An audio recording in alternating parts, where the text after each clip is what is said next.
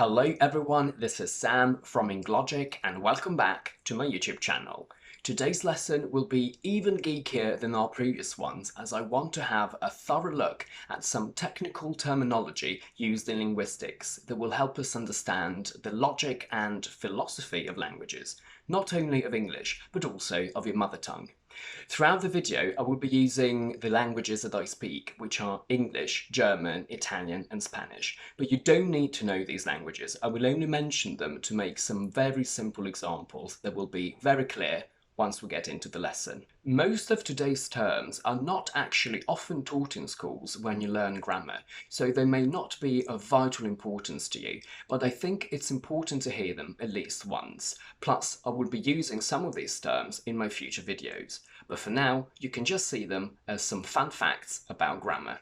Let's start from morphology. In linguistics, morphology studies the physical construction of words and how they physically change to connect to each other. This change is called inflection, and more specifically, the inflection of verbs is called conjugation, whereas we use declension for all the other parts of speech. Morphology studies morphemes, which are the smallest units of meaning in a language. If I take the word cat, this is a morpheme because it's the smallest group of words that I understand.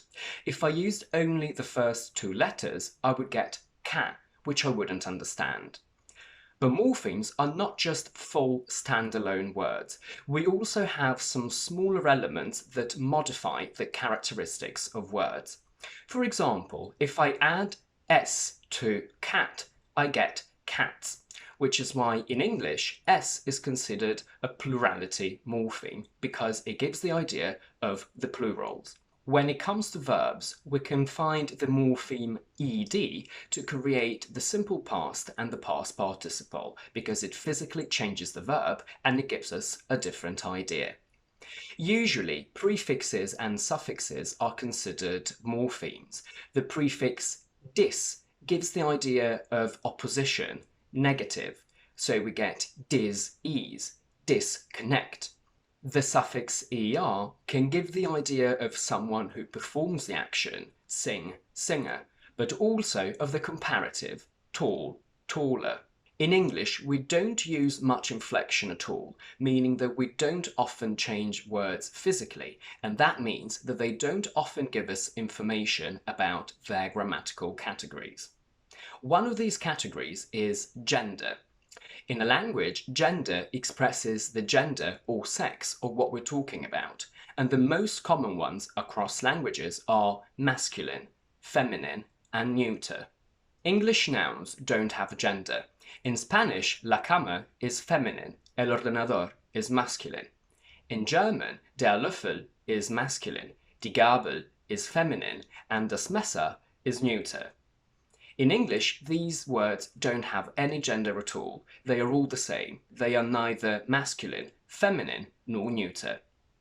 And we can notice this by how the definite articles in Spanish and German change, whereas in English we only have one article, the.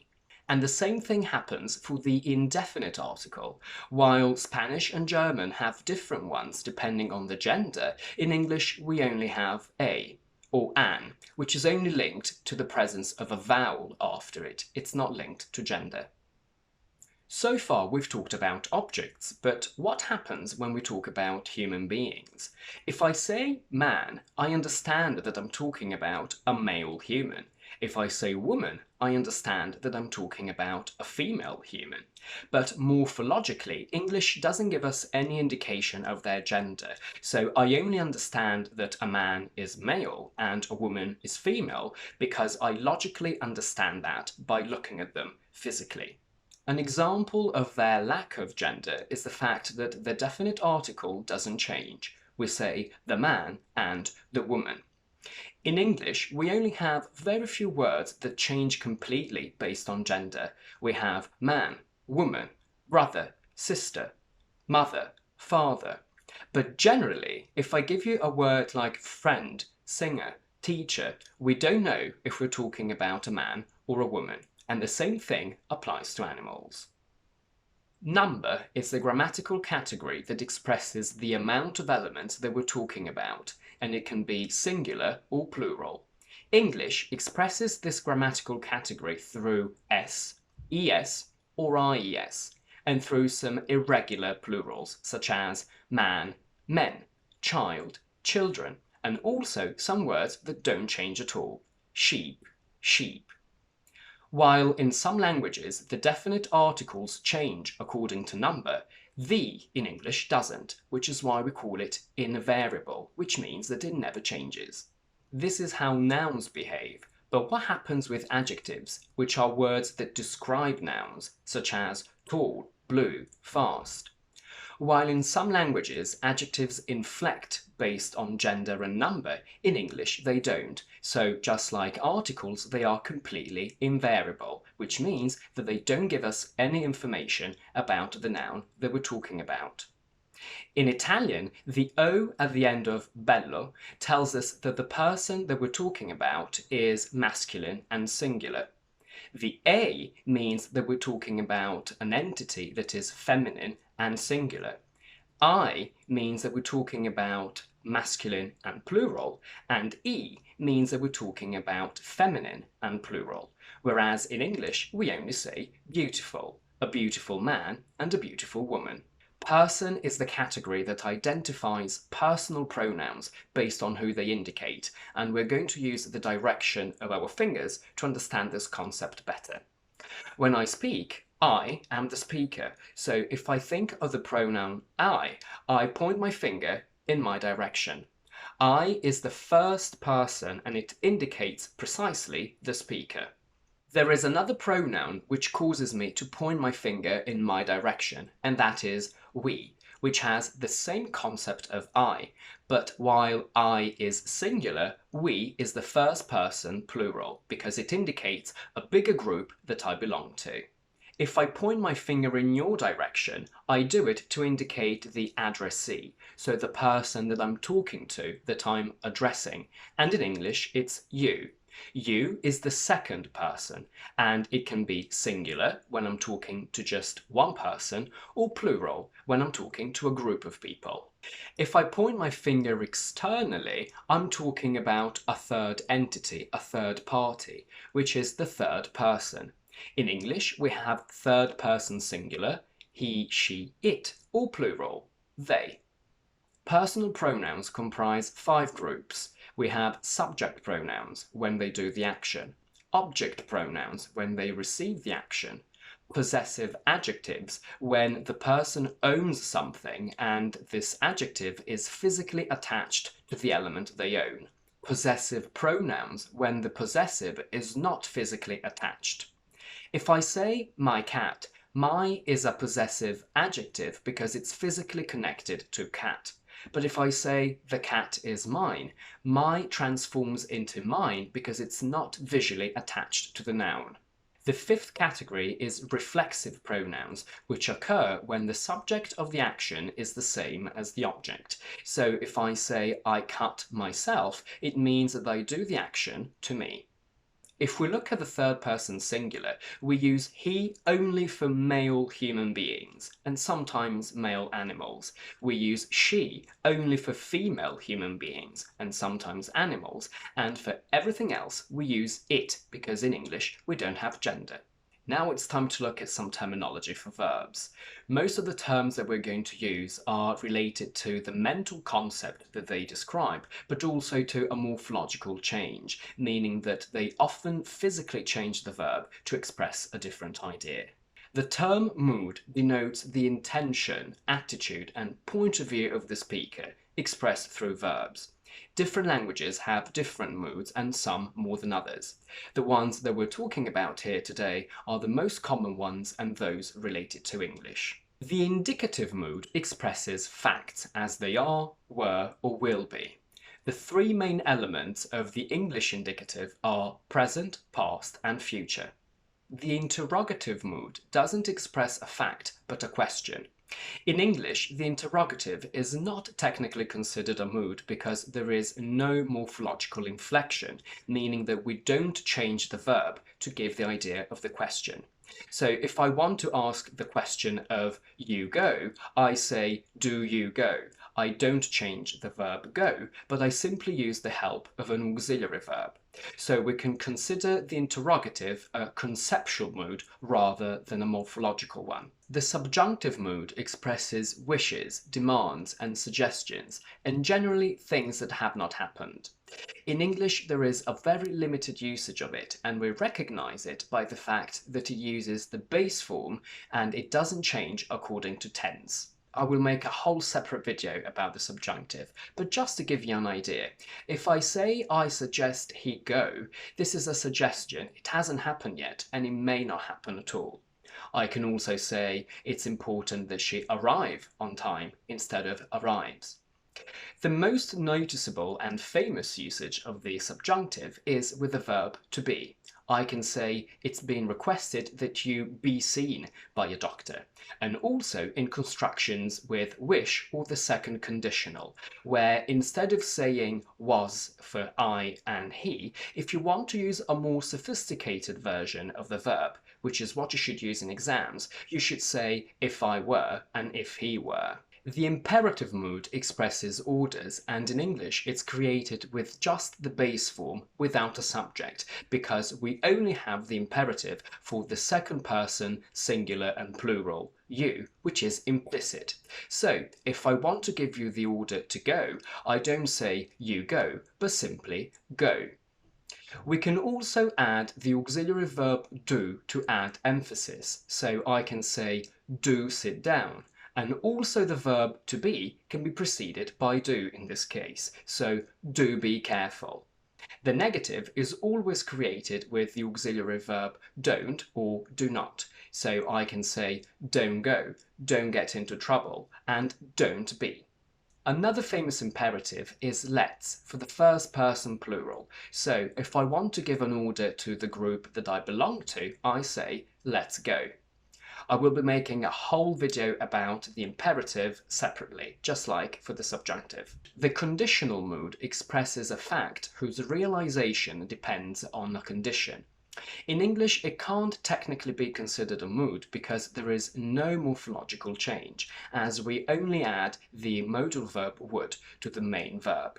But it can be considered a mood in terms of a concept because it changes the attitude of the speaker. When we say I would eat if I had time, we are saying that the fact that I eat depends on the condition that I have time, which right now is impossible, which means that right now I don't have time, so I can't eat. We don't always need to say the whole sentence because sometimes the condition is implied. If I simply say to you, I would eat right now, it means that I am implying a condition that I don't think is necessary to mention, but it could be if I had time, money, food in the fridge. Tense expresses the time reference of the verb, so when the action happens. If we consider tense morphologically, in English we only have two, present and past, because it's only in these two that we have a physical change of the verb. If I say go, I get goes for the third person singular in the present and went in the past. If I take talk, I have talks for the third person singular in the present and talked in the past. So saying that the future is a tense morphologically, that is incorrect because we don't change the verb, but we only add the modal verb will to it. But this is a very technical and academic approach. Usually when we teach English, we do consider the future a tense, just to make the teaching process and communication easier. And in my videos, I will consider the future a tense myself. When we learn verb tenses, we talk about simple present, past perfect, future perfect continuous.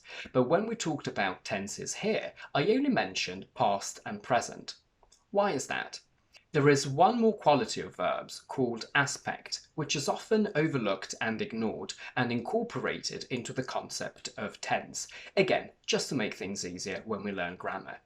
I will now walk you through the concept of aspect and how we use it, but even I will only use the term tense in my future videos. If tense tells us when an action happens, aspect tells us how it happens, or rather how it extends over time, and it basically describes and gives us more information about tense. There are contrasting opinions about how many aspects we have in English. Some say 2, 3, or 4, and I see them as 4.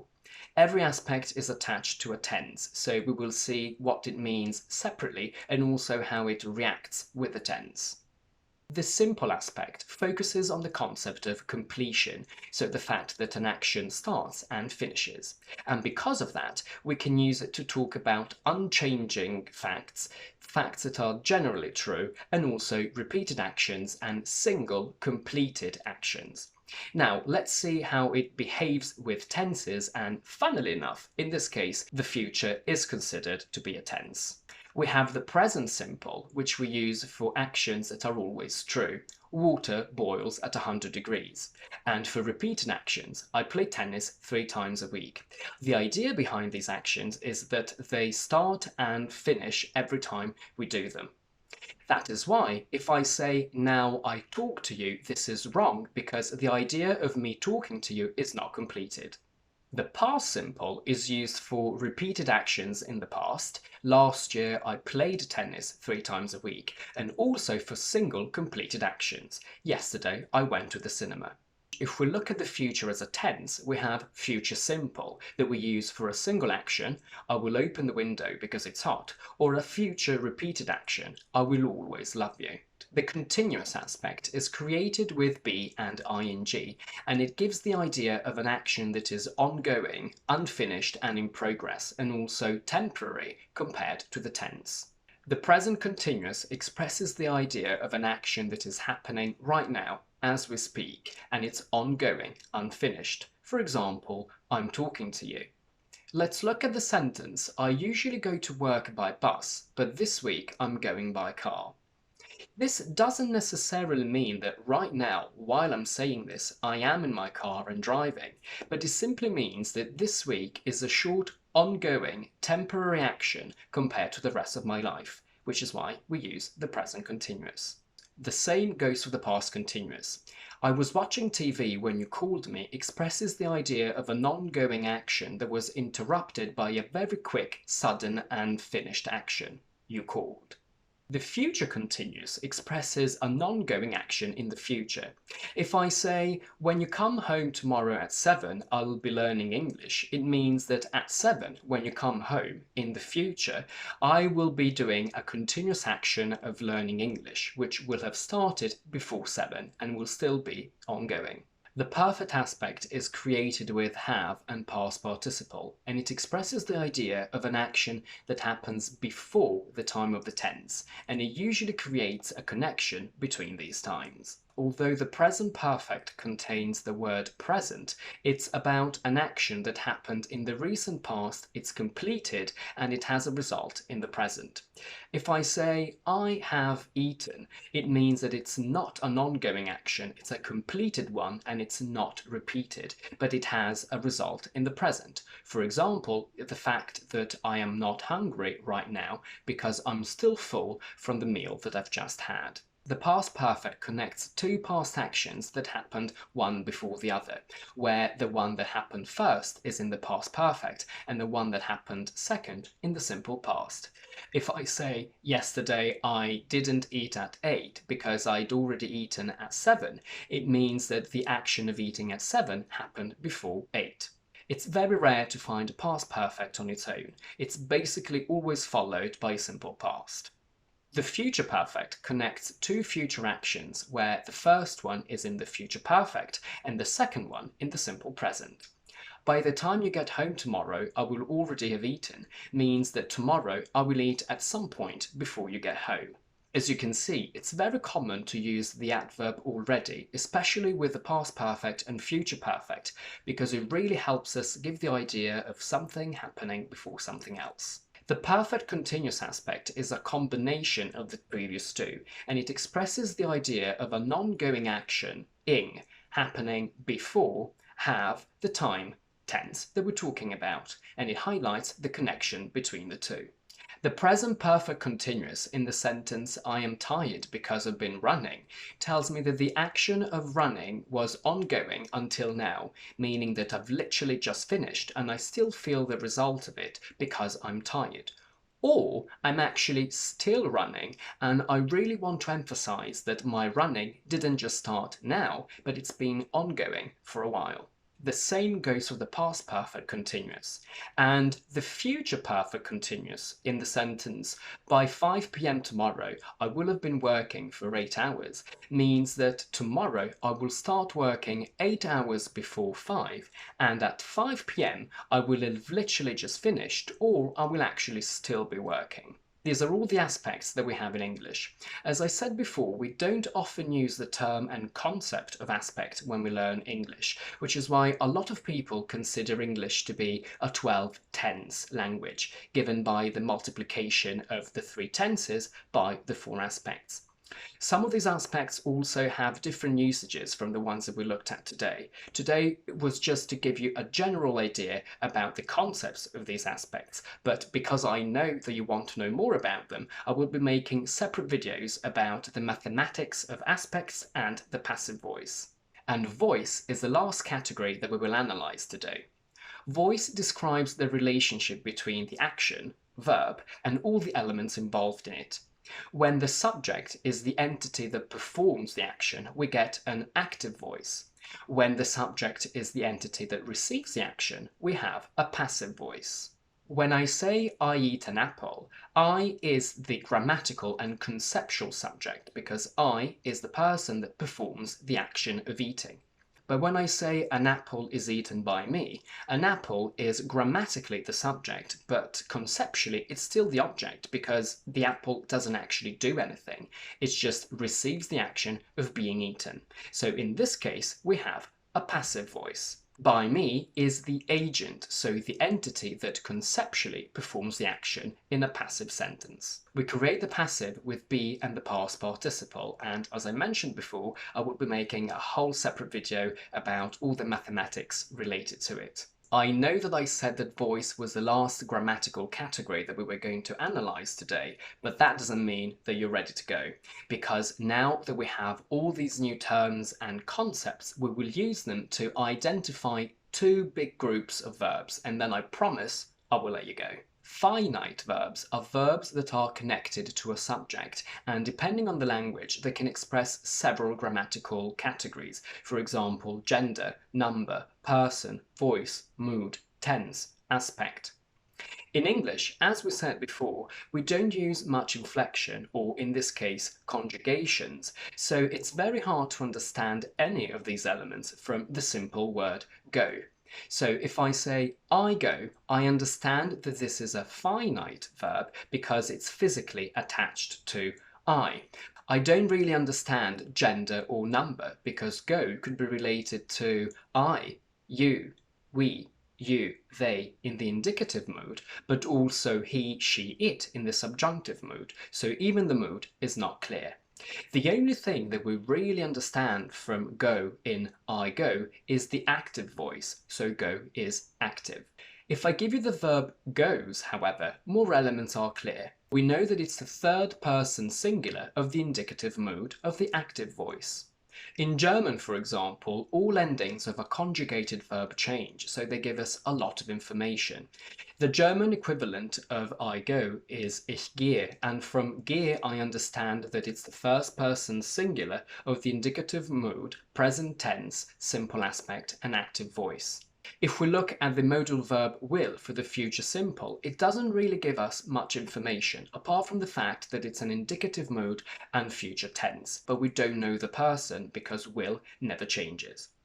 All the verbs that we've studied so far are finite. Non-finite verbs are verbs that are not connected to a subject and therefore don't give us any idea of tense, aspect or mood, so we don't understand when they happen and who performs them, which means they can't be the main action of a sentence. In English we have infinitive, participle and gerund. In this video, I will only give you a general idea of how they work, what they look like, so we can recognize them in a sentence, but I will be making separate videos for each of them. The infinitive of a verb is the verb in its purest form, without any morphological changes. Eat, to eat. Grammar books, teachers, and dictionaries all use different terminology to refer to the infinitive. So we have different opinions. For example, some people use infinitive for to eat and eat. Some people say to infinitive for to eat and bare infinitive for eat. In my videos, I will be using infinitive for to eat and base form for eat. Here are some examples of why the infinitive doesn't give us any information about time, which means mood, tense, and aspect. In all of these sentences, to run never changes, so we don't understand when it happened. What does give us the information of when the action happened is want, which is the conjugated verb of the sentence. And in this case, to run is the object of want. In the second example, to see doesn't tell us who is happy and when they are happy. We only understand it from the verb to be and its conjugation. An example of why the base form doesn't give us any information about tense and person is the fact that it never changes after a modal verb. In English, we have present participle created with the base form and ing, and the past participle created with the base form plus ed for regular verbs, and the second irregular verb form of irregular verbs. So, for example, done. Again, just like the infinitive, they don't tell us any information about who does the action and when, because they are not connected to a subject. The present participle is used in combination with to be to create the continuous aspect, I am running, where running never changes. But it's also used as an adjective to describe an active action of a noun. If I say an interesting book, it means that the book does the active action of interesting me, so the book interests me. If I say a meat-eating animal, it means that this animal does the active action of eating meat. If I say the woman wearing a blue jacket is happy, it means that the woman that is doing the action of wearing a blue jacket is happy. The past participle is used to create the perfect aspect in combination with have, and the passive voice in combination with to be. But on its own, it can also give the idea of passive. If I read an interesting book, which is active, it means that I am interested, so I receive the action and it's passive. If I say a broken heart, that means a heart that has been broken. A used tissue means a tissue that has been used. The past participle can also be used to express a completed active action. If I say a developed country, it means that this country has completed the action of developing. The gerund is created exactly like the present participle by adding ing to the base form, and it's used to transform a verb into a noun when it behaves like one. In the sentence, smoking is bad for you, I've transformed to smoke into smoking because it's now a noun. It's like saying sugar is bad for you, and in this case, smoking is a subject. And the same way I can say I hate spicy food, I can also say I hate running, where running is a noun, gerund, and it's the object of the action hate. We can also use it after a preparatory it. For example, it was nice talking to you. Although in this case, we prefer the infinitive. It was nice to talk to you. But we can also use it in very common expressions such as it's no good avoiding the subject because you need to talk about it, or it's worth going there. As you can see, an ing form doesn't always mean a continuous aspect. What a lot of students tend to do is to see an ing form and simply assume that it's happening right now, it's a continuous form. But we need to remember that in order to get the continuous aspect, we must see the verb to be in some form and an ing form. So, if I say a meat-eating animal, it doesn't mean that the animal is eating right now. It just means that at some point it does the active action of eating. Okay, you definitely deserve a break now. Thank you very much for watching, and please don't forget to like this video and to subscribe to my channel down below, and I will see you with my next video very soon.